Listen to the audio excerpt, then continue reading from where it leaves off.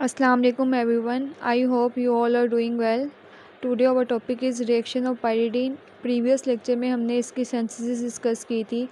Synthesis में हमने इसके 7 से 8 मेथड एक्सप्लेन किए थे वन बाय वन. आज हम देखते हैं पायरिडीन में किस टाइप के रिएक्शन प्रोसीड होते हैं. वैसे तो पायरिडीन में 2 टाइप, क्योंकि पायरिडीन हमें पता है कि एरोमेटिक है, तो इसमें जो रिएक्शन होंगे इलेक्ट्रोफिलिक सब्स्टिट्यूटेड होंगे और न्यूक्लियोफिलिक सब्स्टिट्यूटेड होंगे. अब हम देख लेते हैं कि किस तरह यहाँ पे रिएक्शन प्रोसीड होते हैं. पहला रिएक्शन हम देखेंगे एसिड के साथ. पायरिडीन एसिड के साथ किस तरह रिएक्ट करती है. First one is reaction with acid. अब हम देख लेते हैं कि एसिड के साथ पायरिडीन किस तरीके से रिएक्ट करती है और इसकी एसिड स्ट्रेंथ कैसी होती है. हमें पता है कि जो पायरिडीन है हमारा टर्शरी बेस के तौर पर भी बिहेव करता है, और हमें ये भी पता है कि नाइट्रोजन के ऊपर जो डेंसिटी होती है इलेक्ट्रॉन्स की वो हाई होती है, क्योंकि जो इलेक्ट्रॉन पेयर होता है नाइट्रोजन के ऊपर ही रहता है. सारी की सारी इलेक्ट्रॉन डेंसिटी टूवर्ड्स नाइट्रोजन होती है as compare to towards ring. अब हम पायरिडीन का रिएक्शन देख लेते हैं विद एसिड के साथ. यहाँ पे ये हमारे पास है पायरिडीन. ये रिएक्ट करेगी ACl के साथ. ACl के साथ जब ये रिएक्ट करेगी तो यहाँ पे सॉल्ट बन जाएगा हमारे पास Na पॉजिटिव H, और यहाँ साइड पे हमारे पास क्लोराइड का आयन अटैक कर जाएगा. ये था हमारा reaction with acid. We know that when pyridine reacts with acid chloride, then form pyridinium chloride. This is a pyridine salt. और हमें ये भी पता है जो ऑर्गेनिक बेस की स्ट्रेंथ होती है वो डिपेंड करती है इलेक्ट्रॉन डेंसिटी पे और कितनी इजीली अवेलेबल होता है इलेक्ट्रॉन फॉर डोनेशन के लिए. इन दो चीज़ों पे डिपेंड करती है electron density at nitrogen atom. Second one is it's availability of donation. अब जो electron pair on nitrogen atom is pyridine is available for extra bonding. It display most of the typical properties of tertiary amine. हम ये भी पता है कि जो nitrogen के ऊपर लोन पेयर अवेलेबल है उसके साथ हम एक्स्ट्रा बॉन्डिंग भी कर सकते हैं पायरिडीन की. इसलिए हमने जब एसिड के साथ रिएक्शन करवाया तो हमारे पास क्या बन गया, पायरिडीन का सॉल्ट बन गया, जो कि क्या था, पायरिडीनियम क्लोराइड. इसी तरह अगर हम एसिड के बजाय यहाँ पे एल्युमिनियम ट्राइक्लोराइड यूटिलाइज़ कर दें तो हमारे पास जो हाइड्रोजन की प्लेसमेंट में यहाँ पे क्या आ जाएगा, एल्युमिनियम, और साथ में 3 क्लोराइड आ जाएंगे. अब नेक्स्ट रिएक्शन हम देख लेते हैं कि पायरिडीन किस तरीके से एसाइल क्लोराइड के साथ रिएक्ट करती है.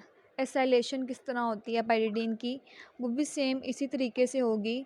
This one is pyridine. अब ये रिएक्ट करेगी एसाइल क्लोराइड के साथ. एसाइल क्लोराइड की प्रेजेंस में हम देख लेते हैं किस तरीके से अटैक पॉसिबल होगा. ये नाइट्रोजन के ऊपर जो लोन पेयर है ये अटैक करेगा कार्बन पे एंड ये शिफ्ट कर देगा अपना बॉन्ड आगे. तो हमारे पास this kind of product is formed when acyl chloride attack on nitrogen. अब नेक्स्ट क्या होगा, अब नेक्स्ट एक और अब अल्कोहल आएगी. अल्कोहल आके अटैक करेगी कार्बन. ये ऑक्सीजन जो है, ऑक्सीजन के ऊपर जो लोन पेयर है वो अटैक करेगा कार्बन पे एंड इधर से बॉन्ड ब्रेक हो जाएगा. तो हमारे पास आएगा नाइट्रोजन को ऊपर पॉजिटिव साइन आ जाएगा लाइक दिस, एंड यहाँ से हमारा ये बॉन्ड ब्रेक हो गया और नेगेटिव की फॉर्म में चला गया. अल्कोहल ने आके अटैक किया, ये आर ग्रुप वैसे का वैसे ही आ गया. अब हम क्या करें, इधर से ये बॉन्ड अगर रिकवर करे एंड नाइट्रोजन के ऊपर बॉन्ड दोबारा से रिकवर हो जाए तो हमारे पास ये क्या होगा, विद प्रोटॉन एलिमिनेशन हमारे पास पाइरिडीन लग हो जाएगा एंड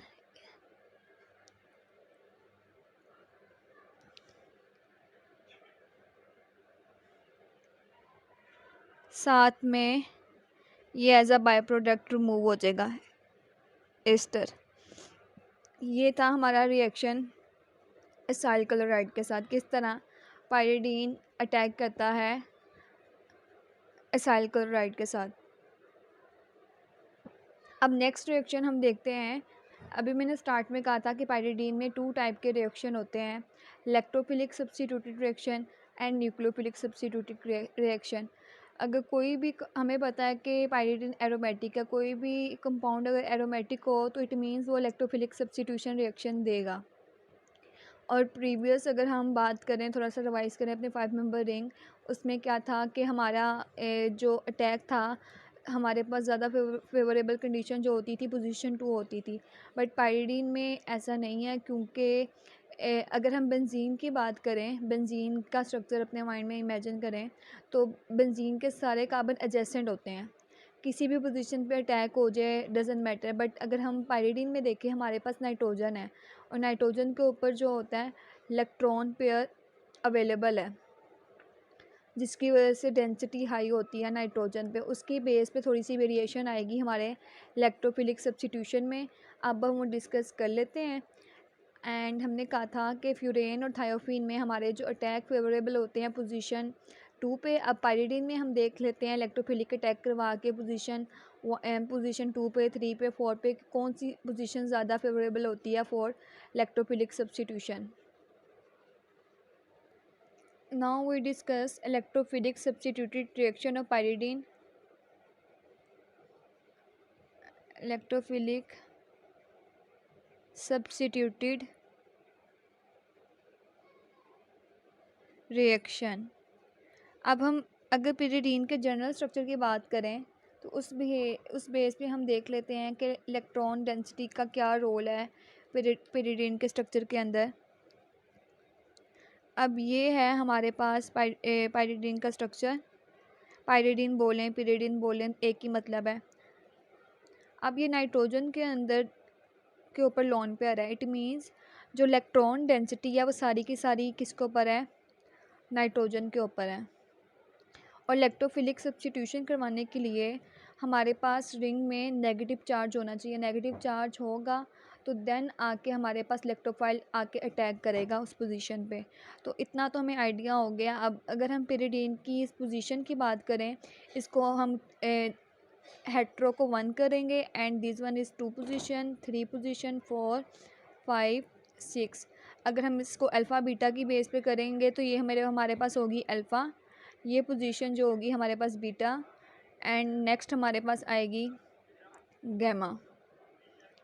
ये 3 पोजीशंस हैं। अब हम देख लेते हैं 1 बाय 1 कि किस तरीके से हमारे अटैक पॉसिबल होते हैं पाइरिडीन के स्ट्रक्चर के अंदर। अब हम देखेंगे अल्फ़ा पोजीशन पे अटैक फेवरेबल होता है, बीटा पे होता है या गैमा पे होता है। अब हम 1 बाय 1 डिस्कस कर लेते हैं, क्योंकि अभी मैंने आपको पीछे बात की थी कि बेंजीन पे अटैक किसी भी पोजीशन पे फेवरेबल हो सकता है, क्योंकि सारे के सारे कार्बन एडजेसेंट होते हैं। बट पाइरिडीन में स्पेसिफिकली फ़िक्स पोजीशन पे आपका अटैक होता है। और हमें ये भी पता है कि जिस पोजीशन पे आपकी यील्ड अच्छी हो, मींस रेजोनेटिंग स्ट्रक्चर ज़्यादा बन रहे हों, वो वाली पोजीशन आपकी ज़्यादा फेवरेबल होती है एज़ कम्पेयर टू अदर। अब हम बीटा अल्फ़ा पे भी अटैक चेक करेंगे, बीटा पे भी करेंगे, गैमा पे भी करेंगे। फिर उसकी बेस पे हम डिसाइड करेंगे कौन सी पोजीशन पे हमारी यील्ड अच्छी आ रही है और अटैक फेवरेबल है। Now start. अब हमने अटैक करवाना है पाइरिडीन के ऊपर इलेक्ट्रोफाइल का। This one is pyridine. अब ये पाइरिडीन के ऊपर लोन पेयर है नाइट्रोजन के ऊपर। अब ये नाइट्रोजन जो अपना लोन पेयर है वो शिफ्ट करेगा आगे, नाइट्रोजन के ऊपर आ जाएगा positive sign and alpha position पे हमारे पास आ जाएगा negative sign, like this. Nitrogen के ऊपर पॉजिटिव साइन आ गया एंड ये डबल बॉन्ड इधर ही रहेगा और ये इधर ही रहेगा। अब ये नेगेटिव चार्ज जो अल्फ़ा पोजीशन पे क्रिएट हो गया है, अब इलेक्ट्रोफाइल आएगा एंड इस पे अटैक करेगा। दिस वन इज़ इलेक्ट्रोफाइल, ये आके अटैक करेगा कौन सी पोजीशन पे, अल्फ़ा पोजीशन पे। अल्फ़ा पोजीशन पे अटैक करवाने से सिंपली क्या होगा, सिर्फ और सिर्फ इलेक्ट्रोफाइल आके पोजीशन 1 पे 2 पे सॉरी आके अटैक कर जाएगा लाइक दिस। अब हम देख लेते हैं पोजीशन अल्फ़ा पोजीशन पे अटैक करवाने से हमारे पास कितने रेजोनेटिंग स्ट्रक्चर आ रहे हैं। This one is first. अब नेक्स्ट क्या होगा, ये जो हमारे पास बॉन्ड है ये शिफ्ट होगा आगे एंड हमारे पास देन आएगा सेकंड रेजोनेटिंग स्ट्रक्चर।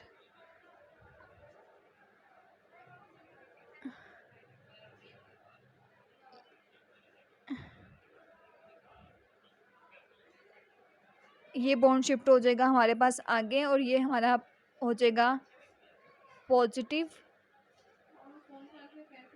ये हमारे पास आ गया सेकंड रेजोनेटिंग स्ट्रक्चर। नाइट्रोजन का लोन पेयर नाइट्रोजन पे ही रहेगा। अब नेक्स्ट एक और रेजोनेटिंग स्ट्रक्चर हम बना सकते हैं, वो किस तरह, नाइट्रोजन दोबारा पायरीडीन दोबारा से अपना बॉन्ड शिफ्ट करेगा आगे एंड देन हमारा पॉजिटिव चार्ज चला जाएगा यहाँ पे।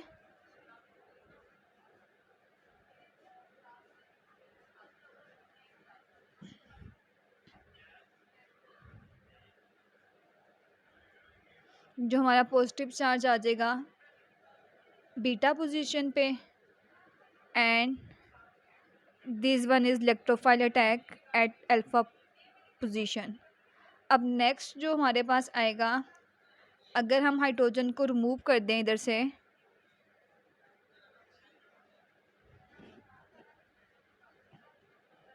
प्रोटॉन को यहाँ से रिमूव कर दें, तो हमारे पास दोबारा से क्या बन जाएगा, 2 सब्स्टिट्यूटेड पायरीडीन। तो हमारे पास आ जाएगा this one is 2 substituted pyridine. अब हम देख लेते हैं हमारे पास रेजोनेटिंग स्ट्रक्चर अल्फा पोजीशन पे अटैक करवाने से कितने आए हैं। This one is first one, second and third. Then जब हम सब पोजीशन पे अटैक करवा लेंगे देन हम डिसाइड करेंगे किस पोजीशन पे हमारे रेजोनेटिंग स्ट्रक्चर ज़्यादा बने हैं। उस बेस पे हम डिसाइड करेंगे इलेक्ट्रोफिलिक सब्स्टिट्यूशन के लिए पायरीडीन के अंदर कौन सी पोजीशन ज़्यादा स्टेबल है। Now attack of electrophile at beta position. पहले हमने अटैक करवाया था इसकी अल्फ़ा पोजीशन पे, अब हम अटैक करवाएंगे इसकी बीटा पोजीशन पे। सेम इसी तरह हमारे पास अटैक प्रोसीड होगा। सबसे पहले हमें इसकी पोजीशन 3 एक्टिव करनी पड़ेगी। पोजीशन 3 मतलब बीटा पोजीशन, ताकि हम अपना अटैक इलेक्ट्रोफाइल का अटैक करवा सकें। तो हमारे पास ये जो गैमा और बीटा पोजीशन के बिटवीन जो बॉन्ड है वो हम शिफ्ट करेंगे आगे। देन हमारे पास बीटा पोजीशन पे क्रिएट हो जाएगा electron density with negative charge. तो हमारे पास ये लोन पेयर नाइट्रोजन के ऊपर वैसे का वैसे ही रहेगा एंड इधर हमारे पास आ जाएगा पॉजिटिव चार्ज और यहाँ पे हमारे पास बीटा पोजीशन पे आ जाएगा नेगेटिव चार्ज। अब इलेक्ट्रोफाइल आएगा एंड बीटा पोजीशन पे आके अटैक करेगा। अब हमारे पास बनेंगे resonating structure. When we attack at beta position, electrophile ने अटैक किया एंड नाइट्रोजन के ऊपर लोन पेयर वैसे का वैसे ही रहेगा। अब सेकंड देखते हैं हमारे पास रेजोनेटिंग स्ट्रक्चर किस तरह बनेगा। अब जो नेक्स्ट रेजोनेटिंग स्ट्रक्चर है, अब हम ना बॉन्ड शिफ्ट करेंगे इधर, तो पॉजिटिव चार्ज हमारा आ जाएगा बैक साइड पे। ये नाइट्रोजन के ऊपर लोन पेयर वैसे का वैसे रहेगा। इधर हमारे पास आ जाएगा पॉजिटिव साइन आ जाएगा, हमारा बॉन्ड शिफ्ट हो जाएगा आगे, और ये थर्ड पोजीशन पे हमने इलेक्ट्रोफिलिक अटैक करवाया हुआ है। Now move towards next resonating structure. अब यहाँ पे हमारा बॉन्ड शिफ्ट होगा इस वाली पोजीशन पे, और इस वाली पोजीशन पे हमारे पास आ जाएगा पॉजिटिव साइन, और बॉन्ड हमारा शिफ्ट हो जाएगा बैक साइड पे। बॉन्ड शिफ्ट हो गया यहाँ पे, एंड नाइट्रोजन के ऊपर लोन पे वैसे का वैसे रहेगा। इस पोजीशन पे हमारे पास आ जाएगा पॉजिटिव साइन, इधर इलेक्ट्रोफाइल ने अटैक किया हुआ है, एंड हमारा जो रिमेनिंग बॉन्ड है वो हमारा था इस पोजीशन पे। और अगेन अगर इसमें से अब हम दोबारा से प्रोटॉन रिमूव कर दें तो हमारे पास क्या बन जाएगा, 3 सब्स्टिट्यूटेड पाइरिडीन बन जाएगी। प्रोटॉन के रिमूवल से हमारे पास जो पाइरिडीन आएगी वो आएगी 3 सब्स्टिट्यूटेड पाइरिडीन, लाइक दिस। अब हम देखें इसमें भी हमारे पास जो रेजोनेटिंग स्ट्रक्चर बने हैं वो कितने बने हैं, 3 बने हैं, बट ये वाले रेजोनेटिंग स्ट्रक्चर हमारे ज़्यादा स्टेबल हैं as compare to when we attack at alpha position. इसमें भी हमारे पास रेजोनेटिंग स्ट्रक्चर 3 बने हैं, यहाँ पे भी हमारे पास रेजोनेटिंग स्ट्रक्चर कितने बने हैं, 3 बने हैं। तो अब हम किस तरह आइडेंटिफाई करेंगे कि हमारे पास ये वाली पोजीशन स्टेबल है, अब ये वाली पोजीशन स्टेबल है। अब एक और कॉन्सेप्ट अपना हम रिवाइज कर लेते हैं। अगर हम ऑर्थो, पैरा एंड मेटा के ऊपर जाएं, this one position is ortho, and ये वाली पोजीशन हमारे पास क्या है, Meta, and this one position is para. और हमें पता है कि हमारे पास जितने भी 6 मेंबर एरोमेटिक कंपाउंड होते हैं वो होते हैं ऑर्थो पैरा डायरेक्टेड होते हैं। इट मीन्स इस ऑर्थो और पैरा पोजीशन पे जो हमारे पास plus I and negative I effect जो होता है वो ज़्यादा होता है, और सारे के सारे 6 मेंबर एरोमेटिक कंपाउंड क्या होते हैं, ऑर्थो पैरा डायरेक्टेड होते हैं। इसलिए मेटा पोजीशन पे हमारे पास क्या होती है, इलेक्ट्रॉन की डेंसिटी ज़्यादा होती है, और उसके ऊपर माइनस आई इफेक्ट कम होता है। इसलिए हम जो अटैक करवाते हैं पाइरिडीन के ऊपर वो मेटा पोजीशन पे करवाते हैं, क्योंकि वहाँ पे इलेक्ट्रॉन की डेंसिटी ज़्यादा होती है, माइनस आई इफेक्ट कम होता है। इसलिए हम कहते हैं कि पाइरिडीन की जो मेटा पोजीशन होती है, मेटा बीटा मतलब थर्ड पोजीशन और 5 पोजीशन दोनों पे अटैक ज़्यादा फेवरेबल होता है as compare to alpha position, gamma position, and कह सकते हैं ortho position and para position. क्योंकि इस पोजीशन पे हमारे पास जो माइनस आई इफेक्ट होता है वो कम होता है, और इलेक्ट्रॉन डेंसिटी ज़्यादा होने की वजह से इलेक्ट्रोफाइल आके इस वाली पोजीशन पे अटैक करना पसंद करेगा एज़ कम्पेयर टू ऑर्थो और पैरा के, क्योंकि यहाँ पे हमारे पास माइनस आई इफेक्ट ज़्यादा होता है और इलेक्ट्रॉन डेंसिटी कम होती है as compare to meta position पे इलेक्ट्रॉन डेंसिटी ज़्यादा होने की वजह से इलेक्ट्रोफाइल आएगा एंड मेटा पोजीशन पे आके अटैक करेगा। इसलिए हम कहते हैं position 3rd and 5 is more favourable when we attack electrophile on pyridine.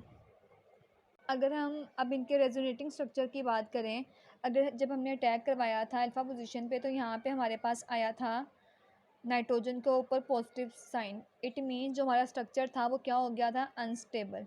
जब भी हमारे पास रेजोनेटिंग अटैक करवाते हुए अनस्टेबल स्ट्रक्चर आ जाए तो उस पोजीशन पे हमारा इलेक्ट्रोफाइल अटैक फेवरेबल नहीं होता। तो इसलिए ये सारे के सारे स्ट्रक्चर 1 2 3 ये सारे के सारे स्टेबल स्ट्रक्चर हैं हमारे, और पोजीशन 2 पे अटैक करवाने से हमारे पास अनस्टेबल स्ट्रक्चर बनते हैं, जिसकी वजह से हम इस वाली पोजीशन को नहीं कंसीडर करते, पोजीशन 3rd और 5 को कंसीडर करते हैं, बीटा एंड मेटा पोजीशन को कंसीडर करते हैं फॉर इलेक्ट्रोफाइल अटैक। अब यहाँ पे आपका कॉन्सेप्ट क्लियर हो गया होगा, अल्फ़ा पोजीशन पे एंड बीटा पोजीशन पे पाइरिडीन कौन सी पोजीशन पे फेवरेबल करना पसंद करेगी अपना अटैक। अब हम गैमा का भी डिस्कस कर लेते हैं कि गैमा में क्या सीन है। गैमा मतलब पैरा पोजीशन पे किस तरह अटैक होगा। अब गैमा पोजीशन पे भी इस तरह होगा जिस तरह अल्फ़ा पोजीशन पे हमारे पास रेजोनेटिंग स्ट्रक्चर में रिंग में जो नाइट्रोजन प्रेजेंस है उसके ऊपर पॉजिटिव साइन आ गया। पॉजिटिव साइन आने की वजह से जो हमारा स्ट्रक्चर था वो क्या हो गया था, अनस्टेबल हो गया था।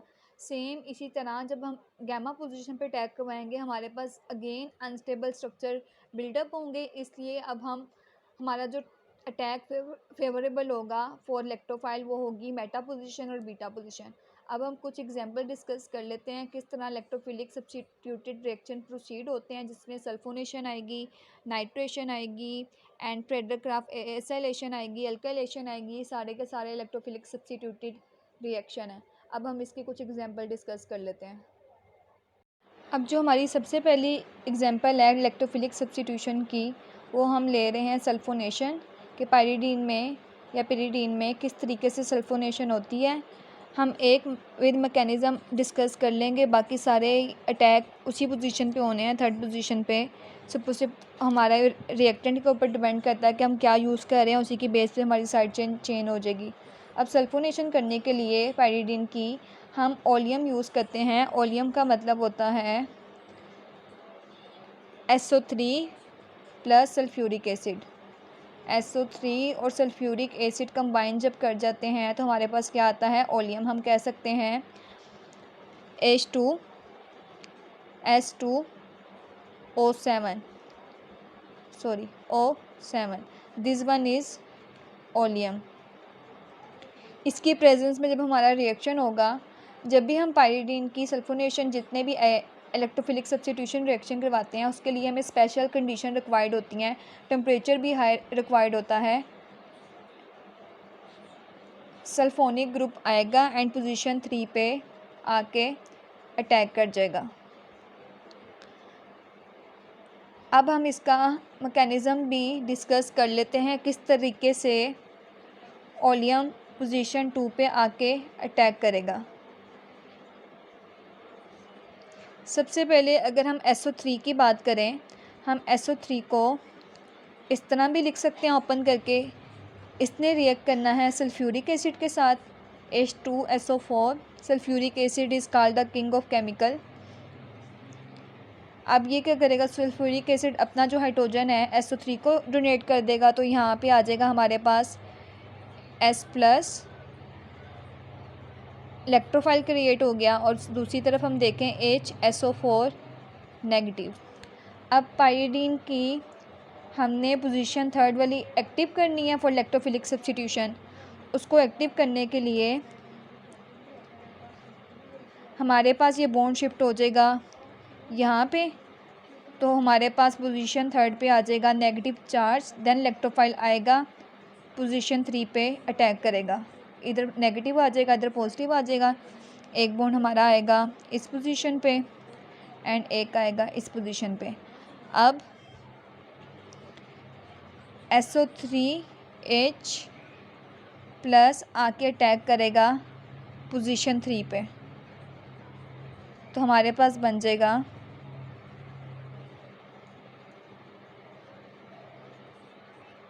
SO3H।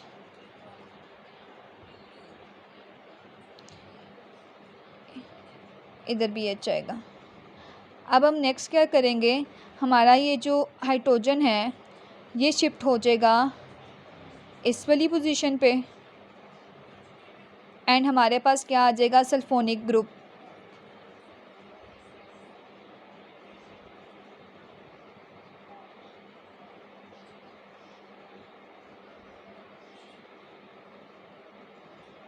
पोजीशन 3 पे हमारे पास आ गया सल्फोनिक ग्रुप।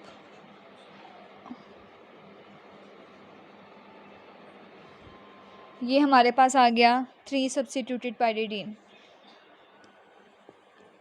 ये था विद मैकेनिज़्म हमने सल्फोनेशन कराई, बाकी सारे के सारे इसी मैकेनिज़्म के थ्रू हमारे अटैक होंगे। अभी हम जनरल रिएक्शन देखेंगे और काफ़ी मेन रिएक्शन आपने पहले भी डिस्कस किए हुए हैं, फ्यूरेन में, थायोफीन में, पाइरोल में। अब हम नेक्स्ट एग्जांपल डिस्कस करते हैं इलेक्ट्रोफिलिक सब्स्टिट्यूशन की। नेक्स्ट हम पिरीडीन की हम नाइट्रेशन करवा सकते हैं। नाइट्रेशन में भी हम अगेन नाइट्रिक एसिड और सल्फ्यूरिक एसिड का मिक्सचर यूज़ करेंगे, सोल्यूशन यूज़ करेंगे। तो हमारे पास पोजीशन 3 पे नाइट्रो ग्रुप आके अटैक कर जाएगा, हमारे पास बन जाएगा 3 nitro pyridine, nitric acid plus sulphuric acid position 3 पे नाइट्रो ग्रुप अटैक कर जाएगा।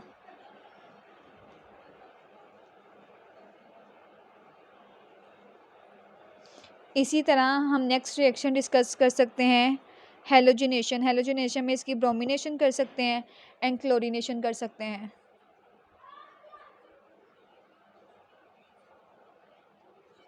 ये अभी तक हम जो डिस्कस कर रहे हैं इसके इलेक्ट्रोफिलिक सब्स्टिट्यूटेड रिएक्शन कर रहे हैं। इंशाल्लाह नेक्स्ट लेक्चर में जो हमारे रिएक्शन बच जाएंगे उसको डिस्कस कर लेंगे।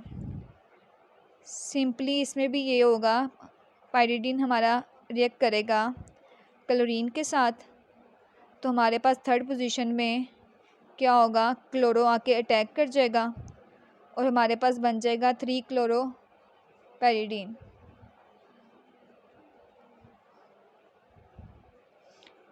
ये कुछ एग्जांपल थी हमारे पास। इसी तरह हम अल्काइलेशन एसाइलेशन भी करवा सकते हैं पाइरिडीन की, वो भी बिल्कुल वैसे ही होगी जैसे हमने थायोफिन की थी।